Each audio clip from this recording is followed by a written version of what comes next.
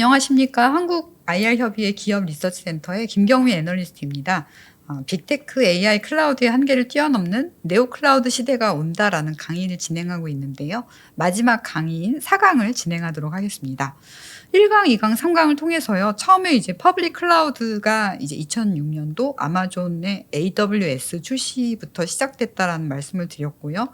그 이후에 기업들이 언프레미스 기반에서 클라우드 쪽으로 대이주를 했는데 사실 반도체 업종 입장에서는 그런 변화들을 잘 못 느끼다가 2016년에 한 번 느꼈고 그 이후로 또 몇 년 동안 특별한 움직임이 없다가 AI 수요가 이제 폭발적으로 증가하고 GPU가 부족하면서 다시 뭔가 정말 예전에 몇 년 전에 들었던 그 클라우드 덕분에 지금 또 반도체 수요가 좋아진다라는 거를 알 수가 있었고요. 그리고 2017년도에 크립토 가격이 급등할 때 그때 많이 이제 세워졌던 채굴 업체들이 그 이후에 그 가상자산 가격들이 이제 급등락을 하니까 AI 클라우드 회사로 변신해서 이런 기업들이 네오 클라우드 기업으로 불리고 있다라는 이야기를 1강, 2강, 3강에 걸쳐서 말씀을 드렸습니다.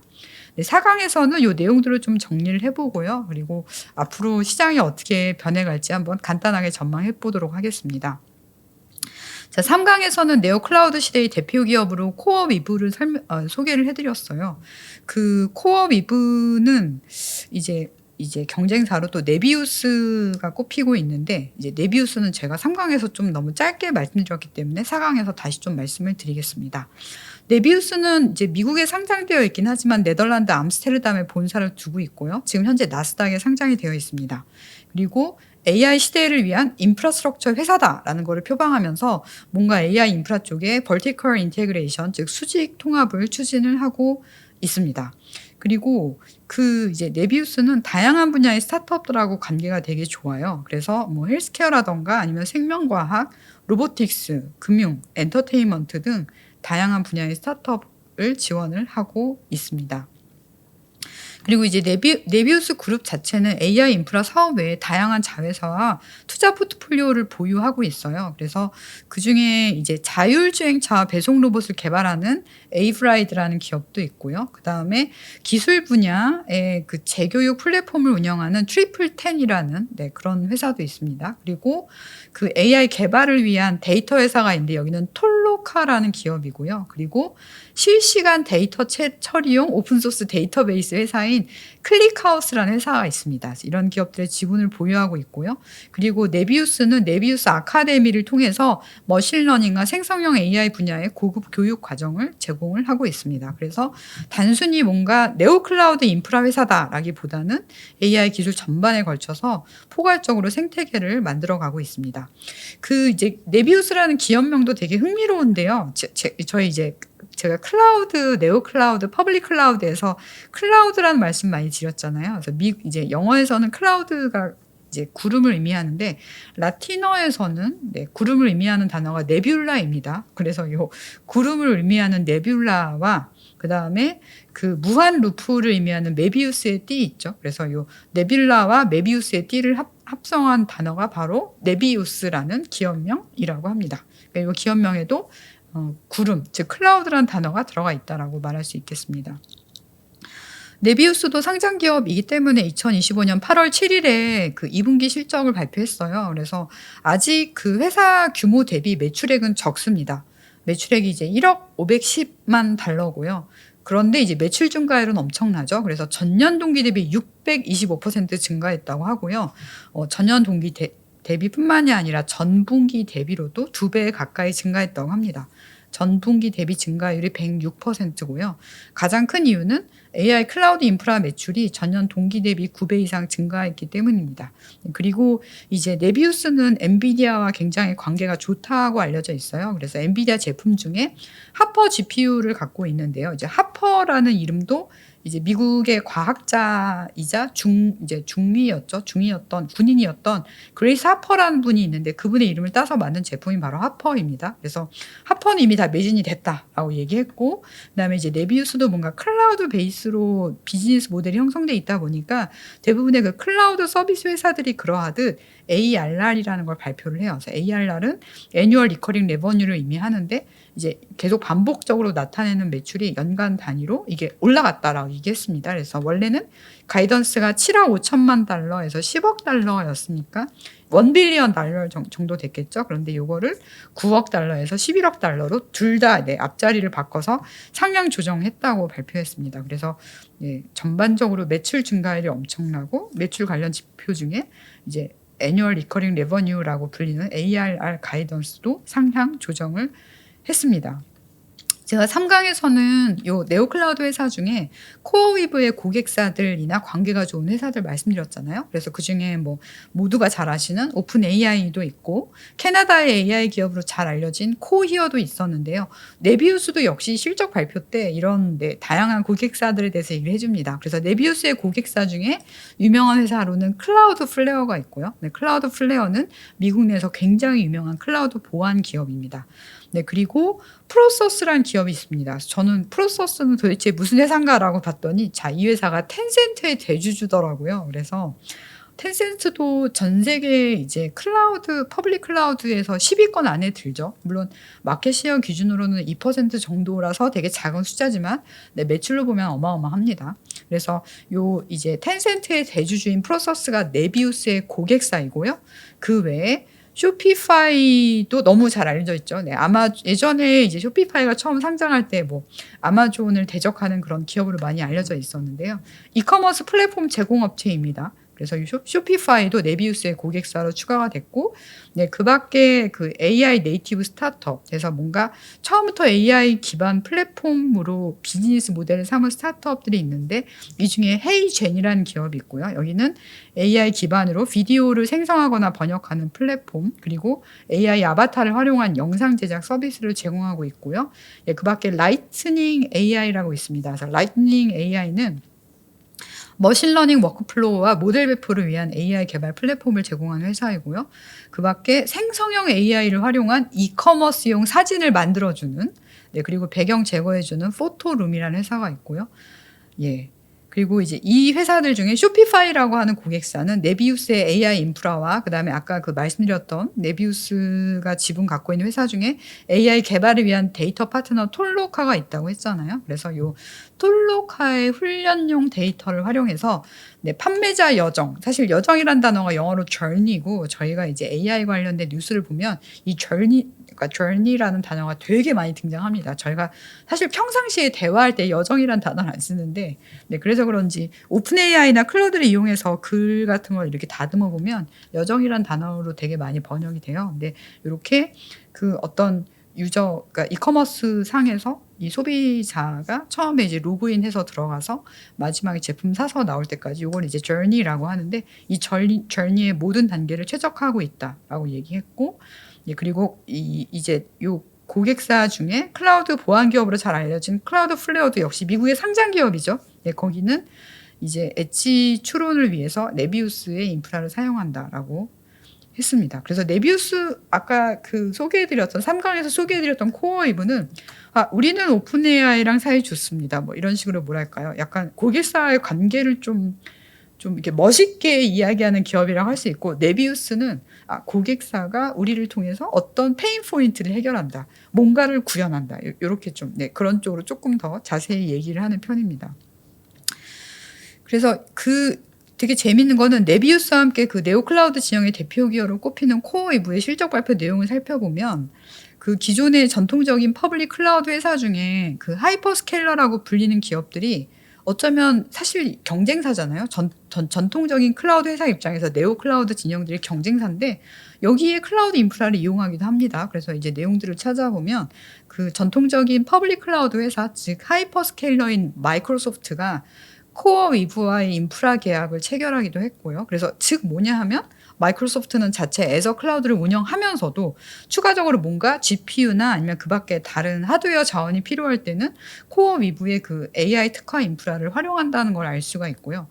그래서 경쟁인 것 같기도 하지만 협력하고 있다는 걸 알 수가 있고, 역시 구글도 클라우드 쪽에 3위 기업인데 코어 위브의 서비스를 활용한다라고 알려져 있습니다. 그래서 사실은 기존의 오래된 퍼블릭 클라우드 회사들 입장에서 보면 또는 하이퍼스케일러들 입장에서 보면 네오 클라우드 회사가 우리를 위협하는 대체제 같은 개념인데 또 이런 것들 보면은 급할 땐 또 갖다 쓰는구나 해서 이 네오 클라우드 기업들이 보완제 역할도 하고 있다라는 걸 알 수가 있습니다.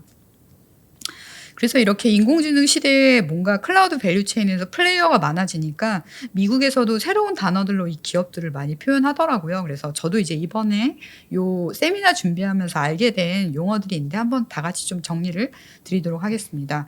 우선 요즘은 GPU 사용량이 얼마냐에 따라서 요 수요처들을 구분하는 것 같아요. 그래서 이제 이런 것들은 이제 미국의 AI 진영에 해당되는 기업 중에 스토리지를 공급하는 퓨어 스토리지라는 상장 기업이 있습니다. 그 상장 기업에 최근에 그 전시회 발표 자료를 보면 요런 분류가 나와 있는데요. 우선 GPU 사용량이 가장 적은 수요처는 어디일까요? 이쪽은 당연히 이제 대기업이나 클라우드 회사가 아닌 중소기업이겠죠. 그래서 이런 중소기업들은 보통 커머셜이라고 많이 부르고요. 그래서 이제 이런 기업들은 상대적으로 조금 더 작은 규모의 AI 프로젝트나 특정 업무의 자동화, RPA라고 하죠. 이걸 위해서 GPU를 활용한다고 하고 주로 클라우드 기반의 온디맨드 서비스를 많이 이용한다고 합니다. 그리고 이제 이런 중소기업 다음에 대기업을 한국에서는 대기업이라고 하잖아요. 아니면 무슨 그룹사라고 하는데 미국에서는 엔터프라이즈라고 합니다. 그래서 사실 저희가 엔터프라이즈라는 단어를 보면 기업이라고 생각하지만 실제적으로 실무에서는 엔터프라이즈라고 하면 그냥 기업이 아니라 대기업이라고 쓰는 경우가 굉장히 많아요. 그래서 이런 GPU 사용량이 커머셜, 중소기업보다 좀 더 많은 쪽은 저희가 대기업 엔터프라이즈라고 하는데요. 이제 이쪽 시장이 예전엔 되게 중요한 시장이었습니다. 그래서 이제 인텔 같은 반도체 회사도 옛날 그 실적 발표 내용을 보면은 우리의 뭐 엔터프라이즈 시장으로 공급하는 제품이 지금 상황이 어떻다 해서 엔터프라이즈 즉 대기업 고객군에 대한 어떤 그 수요 변화를 따로 발표하기도 했습니다. 그래서 이제 이런 회사들은 이제 내부 AI 시스템 구축하거나 아니면 고객 서비스 개선 등의 AI를 활용하고 있지만 그래도 제가 앞으로 다음 장에서 말씀드릴 기업에 비하면은 아직은 GPU가 그렇게 많이 필요하진 않다라는 말씀을 드리고 싶습니다.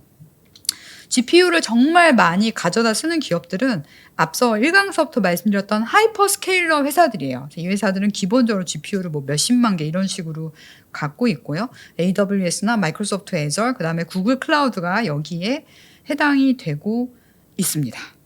그리고 이 하이퍼스케일러와 대기업 사이에 GPU 많이 필요로 하는 기업들이 있어요. 그래서 이 기업들은 대부분 역사가 짧은데 여기도 나름 좀 뭔가 세부 구분이 있습니다. 그래서 이 중에서 AI 네이티브라는 기업이 있어요. 그래서 저는 사실 네이티브란 단어를 보면 뭔가 이제 IT 생각이 잘 안 나는데요. 이 AI 네이티브즈에 해당되는 기업이 바로 GPT를 만든 오픈 AI, 그 다음에 오픈 AI 출신들이 설립했으면서 지금 오픈 AI의 최대 경쟁사로 알려진 엔트로피, 그 다음에 캐나다의 AI 대표 기업으로 알려진 코히어 이런 기업들이 이제 AI 네이티브에 해당이 되고요. 그 다음에 이제 하이퍼스케일러라고 하긴 좀 그렇지만 우리 한국에서 미국 빅테크 기업이라고 하는 곳들 있잖아요. 메타 플랫폼스나 애플, 테슬라 이런 곳들은 테크 타이탄즈라고 불립니다. 그리고 GPU 클라우드라는 회사는 이제 아까 말씀드렸던 네오 클라우드 회사들이에요. 그래서 코어위브나 네비우스 같은 회사들을 네오 클라우드 기업 또는 GPU 클라우드라고 많이 하기도 하고요. 그 밖에 대학 및 연구기관들은 리서치 클러스터라고 합니다. 그래서 용어들이 보면은 그 전에 뭔가 클라우드에서 시작해서 퍼블릭 클라우드 그리고 하이퍼스케일러 이렇게까지 발전했는데 이제 인공지능 시대가 오면서 커머셜, 엔터프라이즈 그리고 하이퍼스케일러 그리고 그 밖에 AI 네이티브, 테크 타이탄, GPU 클라우드, 리서치 센터 이런 식으로 용어가 점점 바뀌고 있고 이번 강의의 주제인 네오 클라우드는 바로 GPU 클라우드 이렇게 불리기도 하고 해당되는 기업은 코어위브 그리고 네비우스라고 말씀드릴 수 있겠습니다. 자, 이렇게 밸류체인 차원에서 새로운 업종 분류를 저희가 점검을 해봤어요. 그러면 이제 앞으로 제가 1강서부터 지금까지 온프레미스에서 퍼블릭 클라우드로의 변화 말씀드렸는데요. 이제 전반적으로 다시 복습을 해보면서 4강을 마무리하도록 하겠습니다. 우선 이제 온프레미스 시대는 2000년대부터 시작이 된 것 같아요. 그래서 사실 AI의 관점에서 보면 그 머신러닝의 초기 단계에서는 대부분의 연구와 개발이 클라우드 환경이 아니라 온프레미스 환경에서 이루어졌습니다. 그래서 그 시기의 대표적인 사례 2000년부터 2010년 초반까지의 대표적인 이제 사례들이 IBM의 딥블루하고 왓슨 프로젝트가 있는 것 같아요. 딥블루 같은 경우는 세계적인 체스 챔피언을 꺾으면서 컴퓨터가 뭔가 인간의 지적 능력을 앞설 수 있구나라는 걸 증명을 했죠. 그래서 요때까지만 해도 뭔가 클라우드 베이스로 머신러닝하고 이제 이런 것보다는 온프레미스 시대였다라는 말씀을 드리고 싶습니다. 그래서 이때는 하드웨어 자산의 활용률이 좀 낮고 그다음에 아마 IBM 입장에서도 초기 투자 비용이 굉장히 높았을 것 같습니다. 자, 두 번째는 퍼블릭 클라우드 시대예요. 요 시대를 알리는 거는 2006년도에 AWS가 출시가 됐고 그 이후로 2010년 초반부터 2010년 후반 한 2016년, 2017년까지 퍼블릭 클라우드 시대를 기반으로 인공지능이 발전했습니다. 그리고 그중에 되게 상징적인 사건은 아까 3강에서도 말씀드렸던 2012년에 이미지넷이라고 하는 이미지 분류하는 대회가 있었는데 거기서 토론토 대학교의 팀이 우승을 했고요. 근데 압도적으로 우승한 이유는 무엇 때문이었냐 하면은 엔비디아의 GPU 2개를 활용을 했고요. 그래서 이 훈련용으로 엔비디아 GPU가 되게 좋구나라는 걸 증명을 했고요. 그래서 그때 이후로 AWS나 구글 클라우드나 마이크로소프트 애저에서도 GPU 인스턴스를 본격적으로 제공을 하기 시작합니다. 실제로 이제 지금도 그 구글 클라우드에서 구글 코 레버러토리에 들어가면 뭐 CPU도 쓸 수 있고 GPU, TPU 다 쓸 수 있고요. 다만 GPU 쓸 때는 요금을 내야 돼서 저도 따로 요금 내고 써본 적은 없습니다. 예, 그리고 그 당시에 스타트업들이 뭔가 상대적으로 저렴한 클라우드 기반으로 AI 프로젝트들을 많이 시작을 했죠. 그래서 그때 이후로 이제 성장했던 그 당시 기준 스타트업들이 뭐 우버라던가 에어비앤비 그다음에 넷플릭스가 있을 것 같고요. 그러니까 넷플릭스는 사실 인공지능 관련된 교과서를 보면 추천 시스템의 그 개발 기업으로 굉장히 많이 등장해요. 그래서 이제 넷플릭스가 어떤 그 이제 소비자한테 회원에게 그 회원이 좋아할 만한 영화를 추천할 때 되게 여러 가지 알고리즘을 썼거든요. 그래서 그 활용했던 방법 중에 하나는 그 회원이 과거에 봤고 좋아할 만한 영화인데 그 영화의 포스터가 비슷한 분위기인지 이런 것까지 다 알고리즘에 반영했다고 합니다. 뭐 지금 저희가 소비자의 입장에서 보면 당연한 거 아닌가라고 생각할 수 있겠지만 네, 그런 거 하나하나 생각해냈다는 게 정말 너무나 대단한 것 같습니다. 그래서 네. 이때를 뭔가 2010년대 초부터 2010년대 후반까지를 퍼블릭 클라우드 시대라고 좀 명명할 수 있을 것 같고요. 2017년부터 한 2021년까지는 가상화폐 채굴 시대였던 것 같아요. 그래서 이때는 챗 GPT라는 게 본격화되기 전이었고요. 다만 이때 암호화폐 인기가 폭발하면서 그때 GPU라던가 아니면 전용 반도체인 예를 들어서 비트메인이라고 하는 회사에서 설계한 에이직 반도체가 비트코인 채굴에 엄청 이제 효율적이었죠. 예, 그러면서 뭔가 암호화폐 채굴에 최적화되어 있는 대규모 GPU 인프라가 구축되기 시작했고요. 코어위브라고 하는 네오 클라우드 회사도 사실은 이 시기에 설립된 이더를 채굴하기 위해서 GPU를 확보한 그런 회사였고 또 역시 코어위브가 인수하려고 하는 코어 사이언티픽도 원래는 암호화폐 채굴 시장에서 가장 많은 인프라스트럭처를 갖고 있는 그런 채굴 채굴 인프라 회사였다라는 말씀을 드리고 싶습니다. 그래서 이런 기업들이 뭔가 챗 GPT가 본격화되기 전인 2010년 후반에서 2020년 초반까지 이 앞전에 보신 퍼블릭 클라우드 시기랑 그 이후에 챗 GPT 시기 요 중간에 몇 년 정도 이런 기업들이 뭔가 GPU가 정말 어떤 작업에 정말 특화돼 있고 병렬 처리에 정말 좋구나라는 거를 그 세상에 알리는 데 많이 기여했던 것 같아요. 그리고 이제 2022년 후반부터는 챗 GPT가 이제 온 세상에 충격을 주었죠. 그래서 이때서부터는 챗 GPT가 출시되면서 AI 인프라에 대한 수요를 폭발적으로 이제 늘리기 시작했고, 그러면서 하이퍼스케일러 기업들이 트랜스포머 모델의 훈련이나 그 밖에 다른 워크로드 처리를 위해서 GPU와 HBM을 정말 많이 사기 시작하고 또 자체적으로 에이직 반도체 칩을 개발하기도 합니다. 그리고 뭔가 이것만으로는 역시 수요 충족이 안 되고 이 상황에서 또 오픈AI 출신들이 세운 엔트로피, 그다음에 캐나다의 코히어, 스터빌리티 AI 등 정말 정말 많은 AI 네이티브 기업들이 등장하고 이들 기업들도 역시 완벽한 서비스를 위해서 클라우드 인프라를 많이 필요로 하잖아요. 이제 이러면서 결국에 네오 클라우드 회사들이 등장하기 시작했습니다. 그래서 사실은 작년까지도 네오 클라우드라는 단어가 많이 안 쓰였던 것 같아요. 그래서 저도 그 네비우스라는 기업을 네오 클라우드 기업을 소개해 드렸는데 이 기업의 존재를 알게 된 게 올해 1월 말이거든요. 그래서 이제 사실 이 네오 클라우드 기업들이 이 세상에 좀 알려지게 된 것도 오래되지 않았다라는 말씀을 드리고 싶습니다. 그래서 이런 기업들은 GPU를 엄청 많이 확보하고 있고 오픈 AI와 관계가 좋다 또는 엔비디아와 긴밀한 파트너십을 맺었다라고 하면서 최신 GPU에 대한 우선 접근권을 확보하고 있기 때문에 그래서 기존의 오래된 퍼블릭 클라우드 세계의 마이크로소프트나 구글 같은 하이퍼스케일러 업체들조차도 이런 네오 클라우드와 오히려 이제 싸우는 게 아니라 협업하고 있다라는 말씀을 드리고 싶습니다. 자, 이렇게 1강부터 4강까지 뭔가 클라우드 컴퓨팅의 진화 과정을 살펴봤어요. 그래서 어떻게 보면 원래 이제 모두가 예전에 메인프레임을 사용하고 그다음에 서버 클라이언트 시대로 넘어가고 그리고 나서 분산 컴퓨팅, 가상화 이런 것들이 나오면서 결국에는 퍼블릭 클라우드 혁명이 일어났는데 네, 그 이후로 네, AI 컴퓨팅 수요가 폭증했고요. 중간에 뭔가 암호화폐 채굴 업체들이 또 AI 클라우드 인프라스트럭처 회사로 변신했다. 그러면서 네오 클라우드라는 업종이 새로 등장하기 시작했다라는 말씀을 드렸습니다. 그래서 어떻게 보면 HBM도 2012년, 2013년도에 나름 이제 에코시스템이 형성이 됐는데 실제 세상에서 꽃피기 시작한 건 2022년, 2023년이었고 퍼블릭 클라우드도 2006년부터 시작을 했는데 실제 반도체 업계에 정말 유의미한 영향을 준 건 10년 후였거든요. 그래서 과거에 이런 변화들이 생길 때까지 최소한 10년 정도는 걸렸던 것 같은데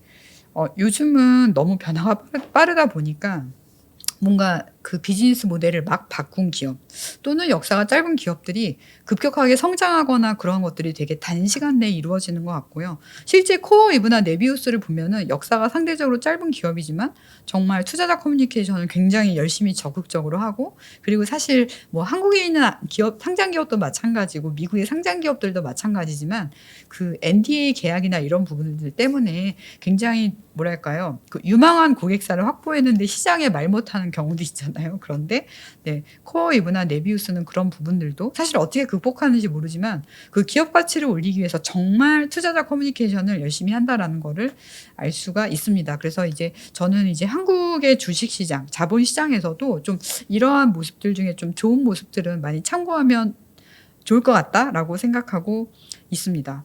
워낙 AI 기술 발전 속도가 빠르기 때문에 제가 지금 말씀드린 것 중에 과거에 이미 발생해서 뭔가 고정된 것들 외에는 굉장히 변화가 많을 것 같아요. 뭐 지금 제가 네오 클라우드 말씀드렸는데 내년 내후년에는 이런 단어가 없어질 수도 있고요. 마찬가지로 저도 몇 주 전에 제가 또 바이브 코딩 강의를 들었는데 강의하시는 개발자분께서 지금은 바이브 코딩이란 단어가 쓰이지만 이 단어도 몇 년 후에 없어질 수도 있다. 그 얘기를 하시더라고요. 그래서 정말 기술 변화가 많을 것 같습니다. 그래서 저도 이런 변화하는 기술을 따라가는 입장에서 IT 애널리스트로서 이래서 감사한 부분도 있지만 너무 변화가 빠르기 때문에 하나하나 새롭게 공부해야 돼서 좀 힘들 때도 있는 것 같아요. 그래도 뭔가 이렇게 뭐 전시회를 가거나 아니면 기업들 만나면서 새롭게 알게 된 거를 정리해서 말씀드릴 때 굉장히 기쁨을 많이 느끼고요. 그리고 이렇게 변화하는 기술을 따라가고 공부하고 또 정리할 때 저도 이제 AI를 많이 활용하고 또 지금 보여드리는 발표 자료도 AI를 활용해서 만들었기 때문에 앞으로 좀 더 많은 AI 활용이 더 많아질 것 같고요. 그래서 결국에는 이런 것들을 이용해서 효율적으로 정보를 전달하는 것들이 앞으로 저뿐만이 아니라 업계 전체적으로 더 많이 활성화될 거다라고 생각하고 있습니다. 자, 이상 네오 클라우드 그리고 퍼블릭 클라우드에 대한 1강, 2강, 3강, 4강을 마치도록 하겠습니다. 네, 지금까지 잘 들어주셔서 감사합니다.